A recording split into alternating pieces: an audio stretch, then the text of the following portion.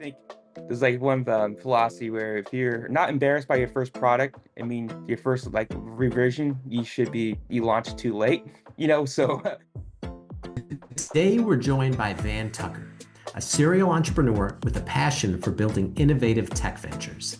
With a background in launching and growing businesses, Van is now a founding team member of Harbor Locker, a company reshaping how we access final mile deliveries and secure package storage.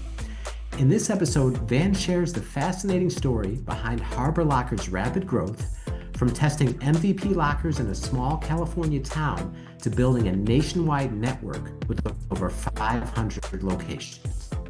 We dive into the agile mindset that drove the early iterations, the surprising ways customers are using their lockers, think nightclubs and stadiums, and also the mindset needed to sustain a startup through the biggest challenges and unexpected pivots. If you're curious about logistics innovation, entrepreneurial grit, or the stories that unfold when technology meets real-world needs, you won't want to miss this conversation. As always, if you found value from this content, please like and subscribe. All right, Van Tucker, welcome to Beyond Fulfillment. well, thank you for having me on here today. Super excited. Yes, sir, we are as well. So Van, you've been a serial entrepreneur your whole career, and now you are a founding team member of Harbor Locker, which very exciting company, and you've got quite a story behind that. But just for our audience, can you tell us what is Harbor Locker? Yeah, so Harbor Locker is a public marketplace locker network. You may be wondering what that means. So if you're seeing those Amazon lockers around cities where you can have people, you can pick up your orders and do returns. We built a very similar network around the United States, but it's open up to any merchant or company that can use the lockers for final mile delivery, returns, or even storage of items in the locker. So we have that is the concept. We have currently over 500 locations in the United States in about 80 cities. And that's what Harbor Lockers is, on-demand locker where people can quickly access the location and exchange items through them. Okay. And how did you get into this business? How did I get into business? Good question. So, you mentioned before, I've been an entrepreneur. I actually owned a venture studio before with one of my partners. We're building my whole career. I've been building technology and different initiatives with other companies through the venture studio, and I actually started a 4PL, whereas a full stack fulfillment company, and that really got me more and more into logistics and e-com, and came across the ARC, the founder of Luxor One, when Luxor One was kind of expanding into this new opportunity of putting with more of the idea stages. How do we have lockers be deployed? I was looking for my next kind of fun thing that I can take my experience into. And this was where we kind of joined forces with Luxor One and started this division called Harbor. And initially, this was, right kind of during the speak of COVID. This was in 2022.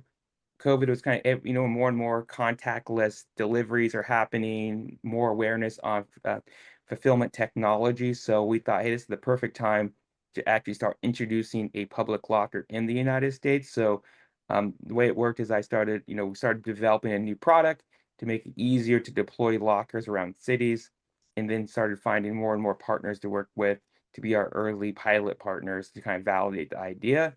And now we're here in 2025, and it's been fun journey so far, and it's kind of, in my opinion, it's just getting started as well. Okay. Okay, excellent. All right, so you've been an entrepreneur your whole career. You're looking for your next project. You meet up with the founder of Luxor One, and you guys have this idea during COVID and after everything we all went through there, and the rise of contactless delivery and um, the need for that type of service. And you have this idea to build this public locker network, right? So when you conceptualize this, you guys say, okay, we're going to do this. Like, how do you go about like getting something like that started, from the beginning? Yeah, so getting started is often the most difficult thing. You get lots of you have an idea, but how do you actually get your idea in the real world fast as you can? Because you can spend a lot of time whiteboarding things, thinking these ideas. So what we did is like, how do we actually build a very early prototype MVP locker solution and get it deployed um, quickly, 6 months, a hardware solution with a software solution. So what we did is we actually found a little pilot market town outside of in Northern California called Chico, California. It's near where I'm based. We've got 5 lockers. We deployed them around the city, and this was a small, isolated area of under about 100,000 people in the population.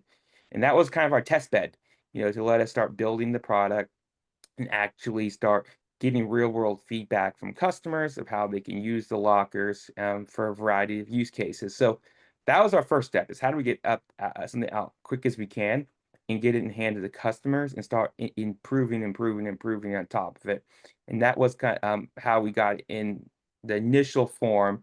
And when we did that, one of the big areas with a lot of lockers especially is we need to drive the cost down to build these lockers and also support them. Historically, a lot of smart lockers require to be powered by AC power, meaning you need to plug them into an actual power plug-in to run power. A lot of them have kiosk screens where you interact with the kiosk screen, and also a lot of them require internet. So what we did, we built what we call a headless locker, where it runs on batteries. The batteries last up to 2 years. It has no kiosk screen on it. It's all ran in open a mobile API, what we call Harbor Connect. And what that will let us do is we'll make a true what we call anywhere locker. We can drop them literally anywhere, and that's what let us build the framework of actually deploying these lockers quicker without a lot of setup fees to set up and install the locker, and also reduce our monthly operating costs of the locker. So that was the big thing what we had to do at first, is really develop this anywhere locker product in the technology, and then at the same time getting more use cases to be used on the lockers as well. So it's been quite a journey to go through all of it. But the thing that we really strive on is being very agile and work with our partners, such as some major shipping companies that we work with that use their lockers for drop off and final returns, and and being very taking that feedback and actually implementing it into our product quick as we can. So at first when we started, we were just an API driven locker platform. So in order to use our solution, you had to be a developer. You had to integrate our APIs. We had no really turnkey solutions. We quickly learned that we need less friction to use our product. So we started building more turnkey solutions, what we called Harbor Pilot app. We made a turnkey solution called Harbor Pilot, which lets merchants and companies and carriers use our lockers without any integration. So they can we set them up on it, they can be ready within minutes, and you access the whole locker platform without any integrations. And that's what really helped us get the flywheel started more, by actually making easier and easier tools for companies to use our lockers on an early pilot model. And then some small merchants that actually use those tools indefinitely, but we try to make it easy and easier to access the solution. And that's one of our big things these days, is this letting merchant companies access these lockers fast as they can. Just how we made this 15-minute anywhere locker we can set up fast. Now we're working on making it easier for companies to tap into the network as well. Okay, love that. And so much to unpack there, and a lot of powerful principles that I want to expand on for the audience there. But so you mentioned when you got started, right? You wanted to get something out there as quick as possible, right? So you started in your kind of your backyard in California, in a small area, and you put a few lockers and you got them out there right away, right? Within a very short period of time. So, and when you detailed all those improvements you had to make as far as driving the cost down and making them more accessible and making them less friction so people could access them easier. I mean, it sounds like, because so many times people wait, they try to get it perfect and it takes forever and then it doesn't end up working out. It sounds like you wouldn't have got to that point and made all these iterations if you hadn't just got it out there and it's in perfect form as quick as you can. And then you got feedback from the market about what needed to change. Is that fair to say?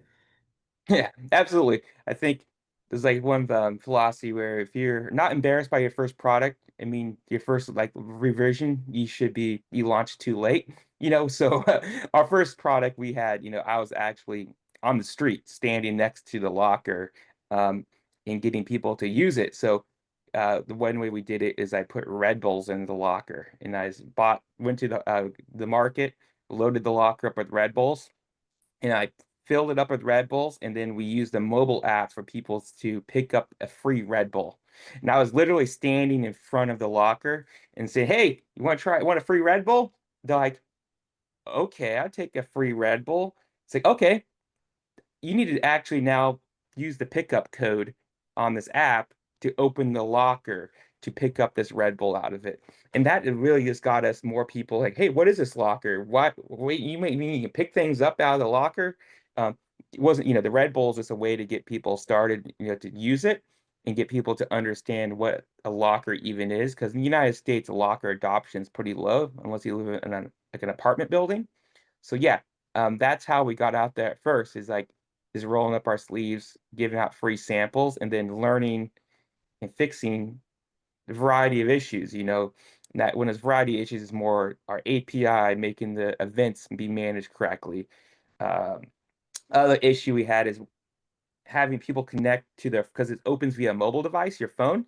We had an issue where if you have multiple phones connected at exactly the same time, it would cause an error. So we had to get that solved. If you have multiple people at the same time opening the locker. So we solved a lot of those issues, just by being out in the field and just talking to our customers. But yeah, these are issues, you could have spent a lot longer in the lab trying to figure out, but we also get product validation at the same time. Mm, okay. All right. And so how long did it take, from when you first launched and all these iterations, right? Because this is you're about a little over 3 years in. I mean, how long do you think it took before you got like like a product? Or I mean, are you still iterating to this day in terms of like trying, or like how long did it take till you really said, wow, we've got really something here that we can really scale and market? Yeah, everything takes a lot longer than you expect. So that's one thing you learn is, there is opportunities there. Some things you see, especially on X or on LinkedIn, you hear people these moonshots where they just come out of nowhere and they just take off radically fast growth. Most companies take a lot longer than you expect to get the traction you really envision, especially people like me that are highly optimistic about things.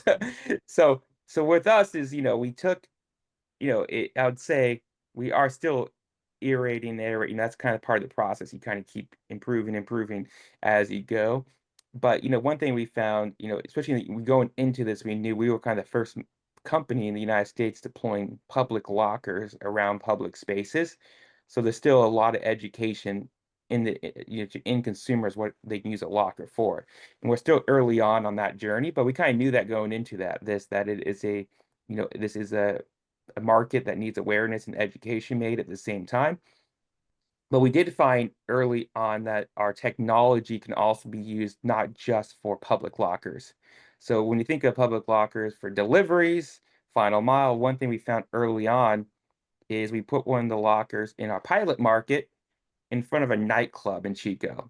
And they started using the lockers not just for packages, they actually started using for bag storage, where people can store their bags in that locker at nighttime because they have a no bag policy when you go into the nightclub. So when they go through the security, they say, "Hey, you can't bring that bag in this club." There's a lock, but there's a bag storage locker around the corner where you can pay $5 to use and store your bag in there when you're at the club. So this is a college town, and people take Uber and they walk there and say, absolutely, we'll pay $5 and put it into the locker. What that spawned is us to start another product called Drop Locker, where we now put our lockers at sporting venues around the United States for clear bag policy. So we actually kind of morphed this Chico pilot we found is that, and that's a very scalable business where we actually now have our lockers at sports venues, same technology. Instead of being more on the public lockers, a more bag storage locker called Drop Locker. And that is a business unit that we developed and now kind of a self-sustaining brand that we have, and we put them at tons of major stadiums around the United States. And that's something we didn't really have intention of doing when we first started this, but still using the same concept of using our technology. But that is actually what we found by using it out in the field and actually kind of exceeded some of our expectations as well. Wow, that's a great story too, because like you said, you didn't plan on it, and just that pilot and getting that feedback where people at a nightclub would need to store their bags spawned a whole other business, and then you're able to market that at sporting events and for the clear bag policy, and just that agility and that ability to be able to act quickly, right, and implement feedback and pivot and go in a new direction once you see that there's something there. I mean, clearly it's paid off. Yeah, it's paid off, and that's the kind of the spirit of Harbor. We wanted to build it as this technology framework for entrepreneurs to build their business ideas on it. So we had this kind of two approaches. One is how do we find entrepreneurs to build innovative business ideas on it? Just like how when the iPhone came out, people developed their iPhone apps on it. Apple really never envisioned, Snapchat, Instagram, all these billion-dollar companies got built on top of the App Store ecosystem. And then so that's one thing we were always targeting. How do we find people to build business ideas on top of our lockers? That's one, these innovators and entrepreneurs. And then we have this other bucket is your more traditional integrations with major shipping carriers to do final mile and first miles through the locker. We knew the major carriers is a long lead time for us to integrate into the top three shipping carriers. Just going through and working with them, getting all the workflows. We knew that was a long process to get them all on board. So we spent a lot of our energy at first on actually focus on the innovators and entrepreneurs. And that's how like the drop locker kind of became our own product that we developed on top of it. But we do have about a 30 other companies that have developed other businesses and solutions on top of the locker outside of the major carriers as well. So it's been a fun journey in how this has been going. And it's always fun to kind of hear and talk to people about all these crazy use cases we use the lockers for. Interesting. Interesting. Okay. I want to go back to something else you said a minute ago where, you're naturally optimistic and so many entrepreneurs, we talk to are, but like you said, everything takes longer than you expect. There's stuff you don't see coming. So when you have this idea and this dream and this vision of how this company can take off quickly and you're optimistic and you get out there and then things don't take off as quick and all types of unexpected adversity comes your way. I mean, what's the mindset like, and how do you kind of sustain yourself through those periods where you think it's going to be, straight up and you see roadblocks and you're having to deal with that? Yeah, good question. So I think that's a nature, so if you're highly optimistic, is having a great uh, vision of where you're taking is always important. So, if you look at the today where you are, oh, we have this momentum we're doing or the situation, but with us, we got early on, we implemented the EOS framework into Harbor with the EOS framework that helped us actually define our vision of where we're going. We have our 3-year goal set, in that with that we set objectives on it. And then we also have our big, hairy goal that you go for that gets you really excited to go out there and actually uh, wake up and get powered on. So with that, especially if you're in a startup, a lot of times your goals could be potentially pivoting based on different opportunities that come through that even forecast coming in.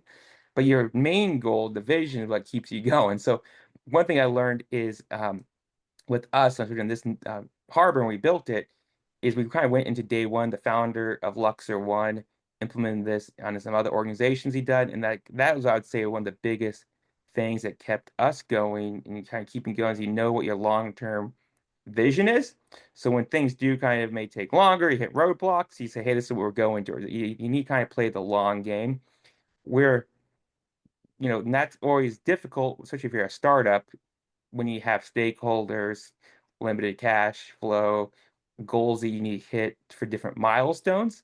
Says, and that's where with us, making sure your whole team, your partners, everyone involved in it have the same vision on it, and also making sure you also remain flexible, meaning sometimes your goal you may make for 3 years from now, you may have to recalibrate how you actually going to hit it and do different objectives. That could be, hey, this bag storage business is something we may want to go a little deeper into, even though we didn't go into it initially. That's what we want to do, but the market says, hey, that's something that got some legs. Let's put some more energy into it. Uh, Initially, we were very, focused on some more logistic carrier opportunities. Those take a lot of time. But now, we have now lockers at Waymo, the self-driving car company, for lost and found. We have lockers that where people lose something in the self-driving car, the Waymo puts them inside of a locker, and people can pick them up through our locker as well. And that's something, again, another use case that we never really thought of at the beginning, but is these use cases that keep popping up for these unique opportunities, and then we try to be very innovative and technology driven. So when someone does come with an idea or problem that we can solve with lockers, how do we respond to it quickly? So um, to answer your question, I think staying optimistic is most important trait for someone is, people like working with individuals that are optimistic, but you also need balance on your team as well. So we also have other team member that we brought in. His name's Tad. He works with us on Harbor. And Tad is, he's also keeps things more realistic than me. So that's a big thing when you have teams. You need balance within the organization. So you have people like me that may be a little more optimistic, but you also need someone check and balancing you as well. So it's always good to have the partner in what you're doing, another team member that can also kind of look at the pros and cons. So it's not just one person typically. You usually have a team of people that can kind of help you balance as well. Yeah, that's a great point. And those different elements, those different personality types are so important to where, you need that optimistic, that aggressive person, but then you also need that element of reality to make sure it doesn't get too too far out of balance, right? Exactly. So that's as a lot of entrepreneurs are visionaries, and that's what makes them a very successful entrepreneur. And sometimes take risk and do things that a lot of people won't want to do because it's uncomfortable, high risk of failure, but you also get the benefits. So, but a lot of entrepreneurs also have a right-hand person that also kind of keeps them balanced as well. Hmm. Okay. All right. And throughout this whole journey, as far as building and scaling this company, and now you're in 80 cities, 500 plus locations, continuing to grow. What's been what's been the biggest surprise that you've had? The biggest surprise that I had, well, the biggest surprise I'd have would have been we've been working with different variety of use cases on the lockers. So, one use case we're talking to a specialized logistic company, and they have customers in the healthcare industry. And that's one industry that we didn't really look too much into initially, but they have very unique specialized logistic needs for transporting medical tissue. So they came to us, hey, we see you can do these locker points, but can they also be used for, in hospitals, you see these little drop boxes where people drop things off, medical tissue. How can you do a more secure, asynchronous drop off and pick up of medical tissue and manage the supply chain throughout that journey? So that was a very unique situation. Like, wow, we never even thought about medical tissue and how our product can solve it. And that was something like that surprised me. I'm like, wow, that is an interesting use case of the locker, and our technology checks all the boxes to support it. And and that's where we really get excited. I get excited about is these working these companies and learning about these very unique use cases of the lockers for that use case. And then this other use case that even is interesting is early on partner to that kind of was is Brad is Baker. He's in the Bay Area, and he has actually mills bread. So he's a bread mill where they make flour or bread that you cook. And he was on Facebook and WhatsApp selling his bread through the local community there, and he would sell it in parking lots around the city. So he would go around the city each week. He'd say, "I'll be at Trader Joe's at 10 a.m. in San Jose. I'll be at 12 o'clock. I'll be in Menlo Park in front of Whole Foods to pick up your bread, flour." And then he started using our lockers instead of him sitting in the parking lot waiting for everyone to meet up with him. He'd do the pre-orders throughout the week. He mills the bread, then he just goes and drops them off at lockers around the city. And that's another very interesting use case where these local entrepreneur got innovative in finding technology to solve his problem. So instead of him spending all day on Saturday waiting for people, now he just goes out and drops them off, and he's done with it in in about an hour and a half. So those are use cases I get excited is like how we work with these local entrepreneurs. It gets me most excited, and also these very unique use cases. Okay. Wow. Interesting. And given how far you've come in just the first 3 years or so, like what's next for Harbor Lacquer? Well, what's next is, us just really expanding the locker network here in the United States. Expanding more locations is a big initiative, and also getting more and more carrier integrate. People can actually use the lockers more and more within local communities for secure package delivery. So instead of having packages delivered to your doorstep, if you live in an area where you have a lot of porch piracy, how can you have your packages delivered to that nearby locker and you pick it up for us? So that's the big thing for us is getting more and more lockers delivered, more and more people using the lockers for secure delivery of packages to really fight that porch piracy problem in the United States and add more locker locations. Okay. All right. And Van, if people want to get in touch with you, learn more about what you're doing at Harbor Lacquer, or reach out for any other reason, what's the best way people can find you online? Yeah, the best way, guys, you go to our website, harborlockers.com. There you can kind of even see our locations. If you go there, there's a little tab that says locations. You can see our location map, see all the locker locations. There, we do have an app marketplace where you can see the different providers and use cases on the locker. Feel free to reach out to me direct. My email is van@harborlockers.com. You can shoot me an email, and also if you're on LinkedIn, you can connect with me there. So you can find me a lot of variety of ways through those channels. Okay. And we'll link all that in the show notes for everyone. All right. Well, Van, thank you so much for taking the time to be here and sharing all this valuable wisdom from your journey with our audience. We greatly appreciate it. Thank you for having me on. Have a good one.